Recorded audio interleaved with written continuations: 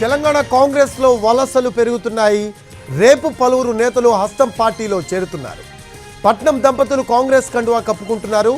MLC Mahender Reddy, ఆయన సతీమణి ZP chairman Sunitha Reddy రేపు కాంగ్రెస్లో చేరబోతున్నారు.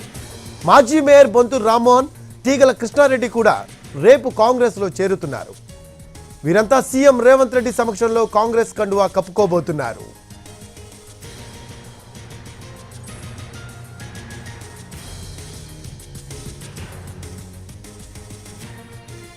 తెలంగాణ కాంగ్రెస్లో వలసలు పెరుగుతున్నాయి. రేపు పలువురు నేతలు హస్తం పార్టీలో చేరుతున్నారు. పట్నం దంపతులు కాంగ్రెస్ కండువా కప్పుకుంటున్నారు.